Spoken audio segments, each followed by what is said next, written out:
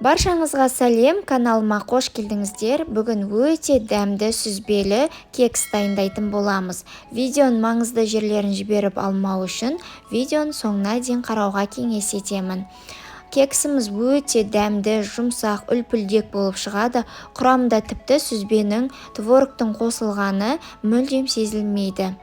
Алдымен жұмыртқаларымызды жылытып, жылы суға жуып дайындап аламыз. 3 жұмыртқамызға қажет мөлшердегі қантымызды қосып, жақсылап миксермен немесе блендермен жақсылап араластырып, көлемі 2 еселенгенше дейін, ағарғанша дейін араластырып алатын боламыз.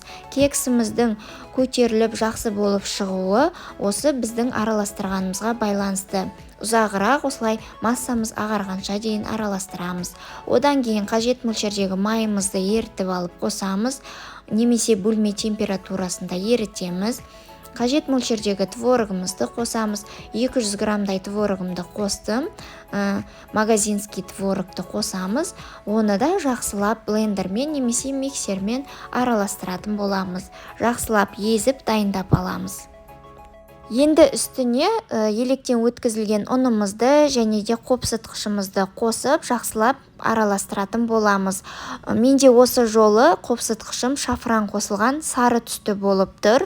Ол маңызды емес, үйдегі бар қопсытқышыңызды қоса бересіздер, бірақ маған осы жолы қатты ұнады. Кекстің түсіне сән беріп тұрғандай болды, сары түсті болып шықты.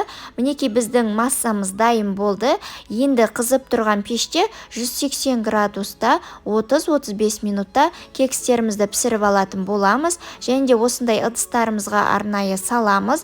Көбірек салып кетпеңіздер, себебі қазір көтеріліп піскен кезде сыртына төгіліп кетуі мүмкін.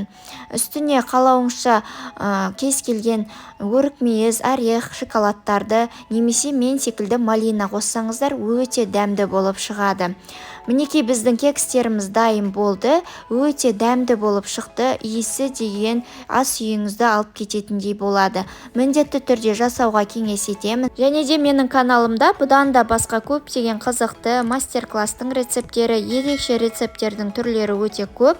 Каналыма кіріп қарасаңыздар болады. Рецепттерге лайк басып, комментарий жазып, және де достарыңызбен бөлісе отырыңыздар.